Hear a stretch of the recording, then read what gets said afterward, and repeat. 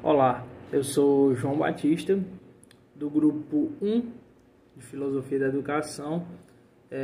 A gente ficou com o capítulo 5, Filosofia do Cotidiano Escolar por um Diagnóstico do Senso Comum Pedagógico. Nós ficamos com a segunda parte do livro de Filosofia da Educação, do Cipriano Carlos Lucchesi, do Senso Comum Pedagógico, a postura crítica na prática docente escolar. Então, nesse capítulo, ele chama até o termo inventariar. Vamos inventariar como se refere os valores que têm se dado e o significado no cotidiano escolar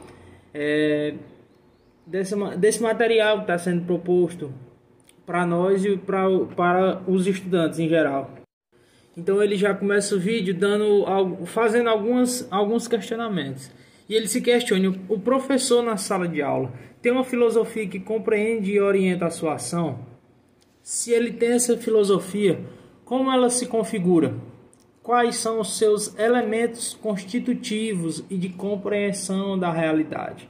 Então, que filosofia é essa que o professor está usando?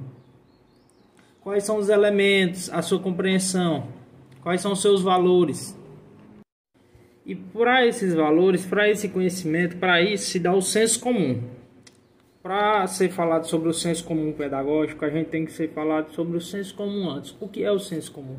O senso comum é o conhecimento empírico, ou então o conhecimento acumulado ao longo da vida.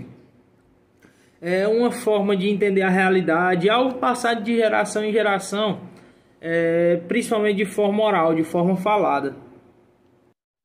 É um modo de compreender o mundo, não científico, de compreender o mundo espontaneamente, que se traduz numa forma de organizar a realidade, as ações diárias e as relações entre pessoas e a vida como um todo.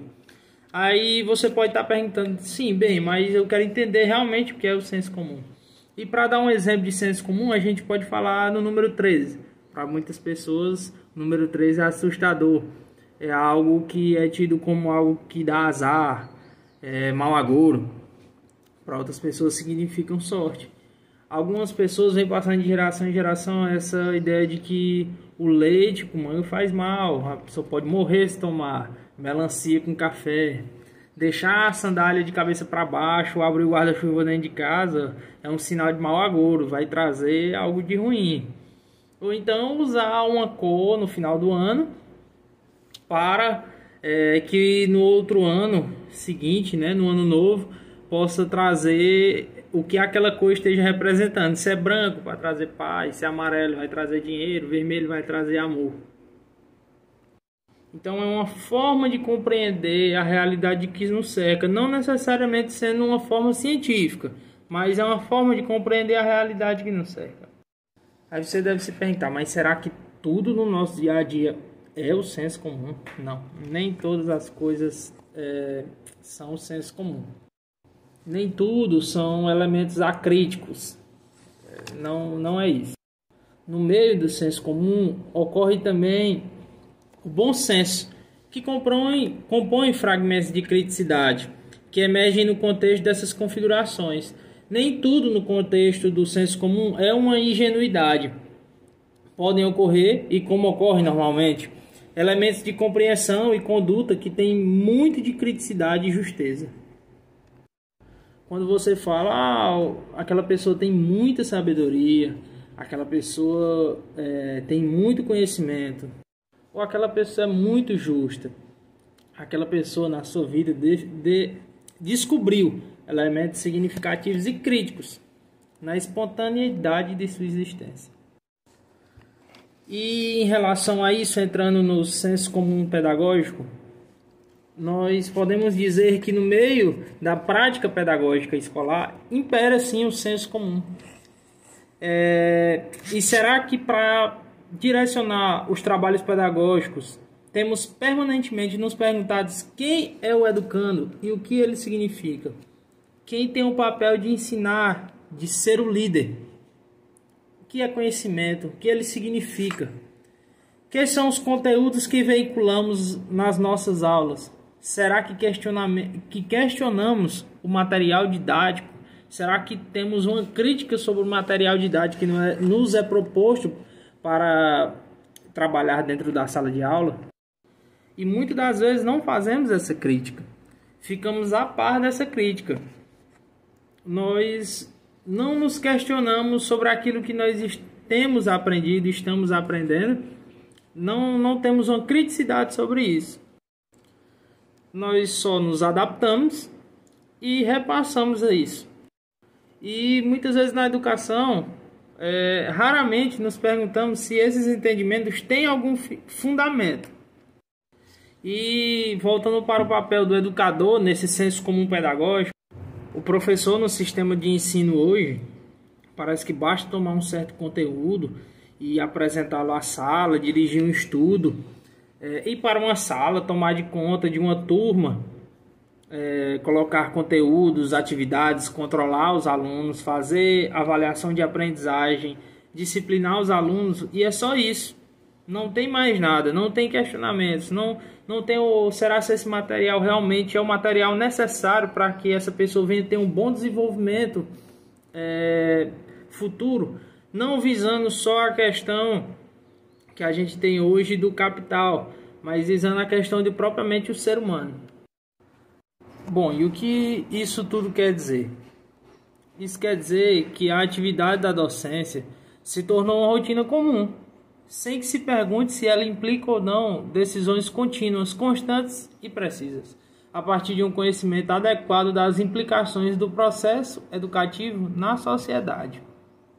E também não esquecendo o mais importante nesse processo todo, que é o educando.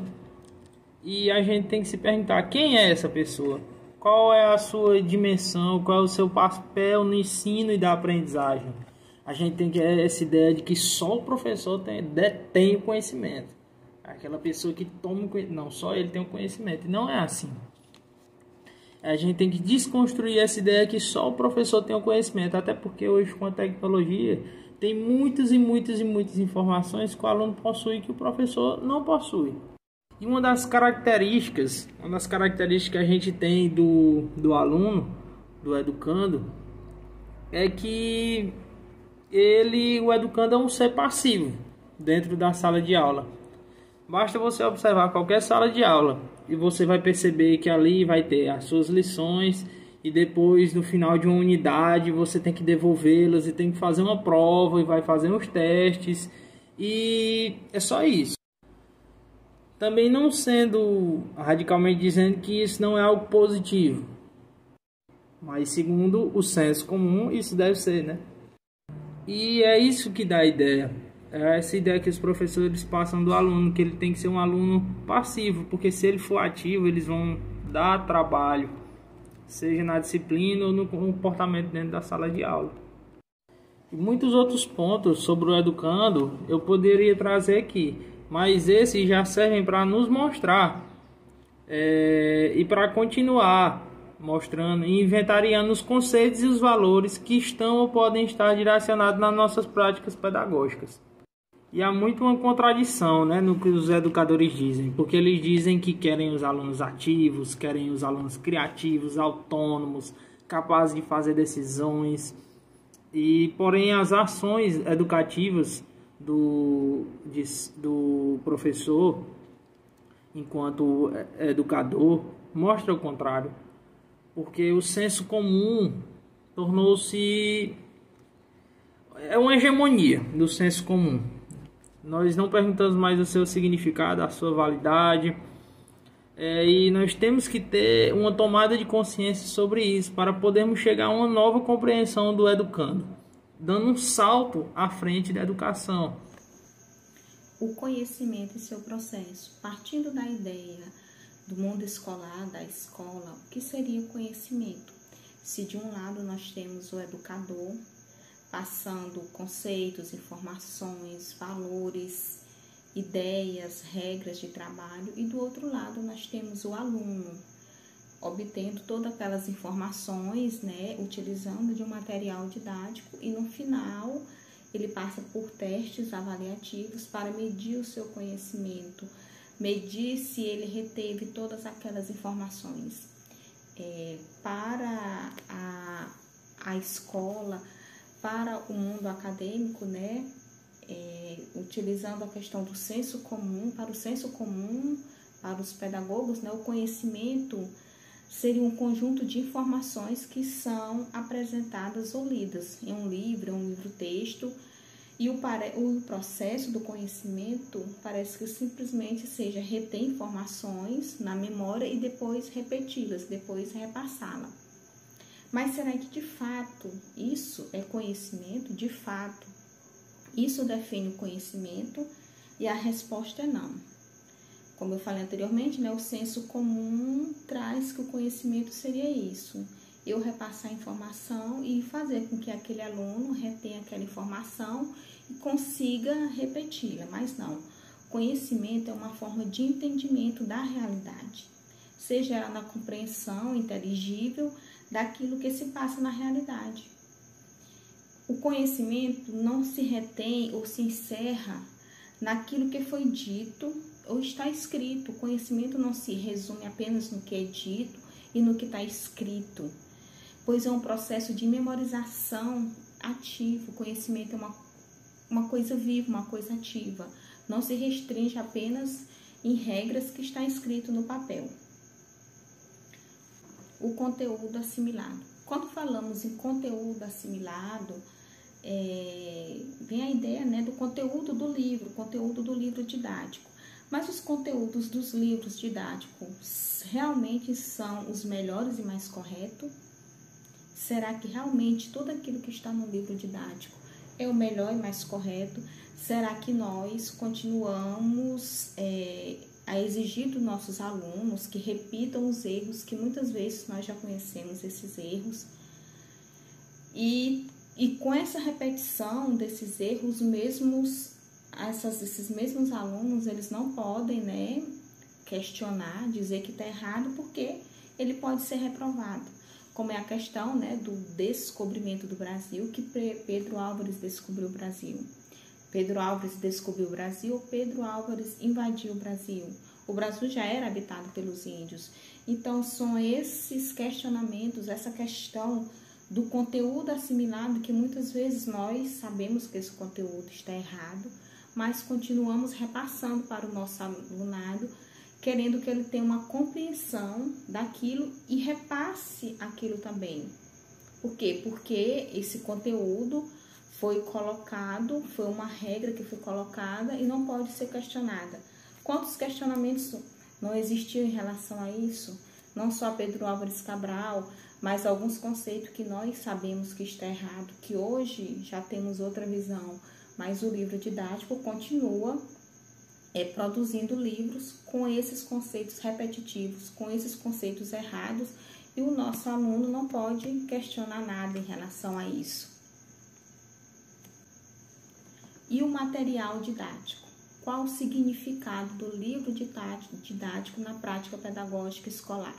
O porquê o livro didático é considerado como se fosse uma Bíblia, como se tudo nela que tivesse ali naquele livro fosse sagrado, fosse uma verdade absoluta, porque o livro didático é visto como uma verdade absoluta, inquestionável, como falei anteriormente na questão do conteúdo assimilado, né? O que tem no livro didático, Pedro Álvares descobriu o Brasil, se falando no contexto de história, e pronto, acabou, tá ali.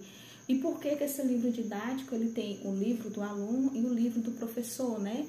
Porque o livro do professor tem respostas padronizadas, e se aquele aluno colocar uma resposta de uma maneira que parece inadequada, aquele aluno tira uma nota baixa, né? O senso comum diz que o que está escrito é verdadeiro. O senso comum tem essa ideia de que o que está escrito ali naquele livro é verdadeiro. E nós ficamos acostumados e perdemos até a capacidade de duvidar daquilo.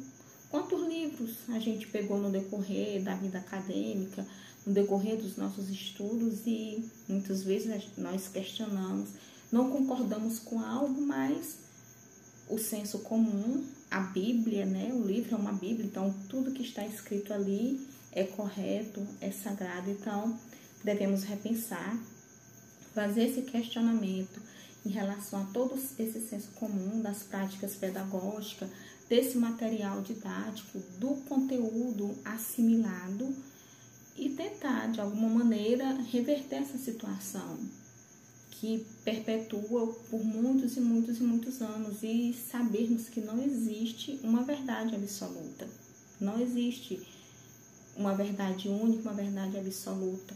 O ser humano é falho, o ser humano é passível de erros, da mesma maneira que um livro ele pode ser falho.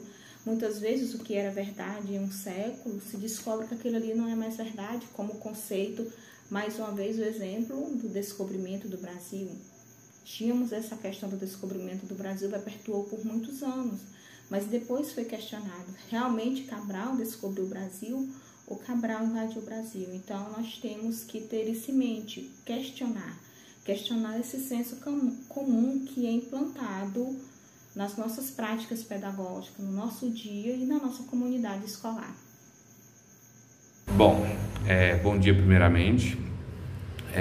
Eu vou comentar aqui um pouco sobre os métodos e procedimentos de ensino e sobre a síntese dos elementos do senso comum pedagógico. Então, gente, primeiramente é importante nós destacar o que são os métodos de ensino. O método de ensino, ele é definido como um caminho pela qual se atinge os objetivos de ensino e de aprendizagem. Em outras palavras, o que quer dizer isso? Em outras palavras, ele quer dizer que é um conjunto de ações de ensino no que vai visar e assegurar a aprendizagem de ensino. Exemplo, para destacar, para entender melhor. Exemplo, caso nós pegar o planejamento de um professor ou de vários professores, lá no planejamento vai ter um item denominado os métodos de ensino ou atividade de ensino. Que isso são as ações, o método de ensino e as atividades de ensino, é a mesma coisa, se denomina esses dois nomes. Então, no exemplo é o seguinte: se nós pegar lá o planejamento do certo professor, vamos ver que no item denominado método de ensino, lá vai constar escrito as seguintes coisas: sobre a aula expositiva, que o professor vai trabalhar na sala de aula, sobre dinâmicas de grupo, trabalho dirigido, questionamento oral e etc, entre várias coisas. Aí, quando começa-se o ano letivo de determinada escola, tem uma semana dedicada só ao planejamento de ensino. O que é o planejamento de ensino? O planejamento de ensino, ele é um plano elaborado para definir as atividades futuras. Lá vai constar todos os conteúdos que o professor vai trabalhar, trabalhos, projetos, tudo um pouco lá vai conter nesse método de ensino, que é o planejamento. Os conteúdos, os questionários, esse tipo de coisas, o que vai ser trabalhado vai estar no planejamento de ensino do professor. O planejamento é um momento decisivo sobre o que fazer, é um momento de definição política e científica da ação pedagógica, que no caso é a educação. Sobre os métodos e procedimentos de ensino, precisa agir com critérios definidos e com prudências. Então, o planejamento é de extrema importância para o ensino de aprendizagem. Por quê? Porque lá vamos poder ter a noção de que o que vai ser trabalhado em determinado ano letivo, semestre, que lá vai constar todos os conteúdos programáticos que o professor vai trabalhar em sala de aula. E é isso, o método de ensino é um conjunto de ações de ensino, e o planejamento é o plano de elaboração em que o professor vai destacar os pontos a ser trabalhados na sala de aula. Bom, gente, agora eu vou comentar um pouco sobre síntese dos elementos do senso comum pedagógico. Vimos que conseguimos estabelecer um conjunto de elementos que permitirá inventariar os conceitos que permeiam e atravessam as atividades docentes da escola. São os entendimentos do senso comum que define e orienta as ações pedagógicas do nosso dia a dia. Então, o consenso ele vai nos orientar e definir as ações pedagógicas. O senso comum. O que é o senso comum? O senso comum são os sentidos elaborados no cotidiano cultural, que formam a consciência prática e o que orienta a pensar e agir, e o agir prático. Vimos que os inventários não é completo nem exaustivo, mas é o suficiente para lembrar os limites teóricos e nos quais estamos desenvolvendo ou sofrendo atividades educacionais. Nesse tópico, nos resta a pergunta e tentar responder por que o senso comum ainda permanece e se ele se configura de forma mais adequada no pensamento e na conduta. Então, a formação do senso comum tem seu dinamismo. Enquanto nos desenvolvemos ao longo do tempo, sofremos a interferência de novos elementos que emergem na vida social e crescem junto conosco. Então, o senso comum são todos esses sentidos elaborados no cotidiano cultural, que forma a consciência prática e o que orienta a pensar e o agir. Razões de permanência do senso comum. Bom, ainda e voltando a este assunto, para finalizar o conteúdo, falando sobre o senso comum, com relação a ele, nós sabemos que ele é muito fragmentado e acrítico, e não é o ideal para utilizarmos. Mas por que então ainda que ele impera? Por que ele é direcionado para muitas ações do dia a dia e da prática pedagógica também? O conhecimento verdadeiro, aquele que desvenda e ilumina as configurações de realidade, fornece aos sujeitos que o possuem um poder de compreensão e ação mais efetivo do que aqueles que não detêm desse conhecimento. E bom, os poderes constituídos não querem que isso seja mudado, que isso seja alterado, pois eles não querem alimentar uma filosofia e ideias que venham contra, ideias de contradição, algo que venha chocar com a ideologia deles. E assim interessa o senso comum, dominando nas práticas pedagógicas. E segundo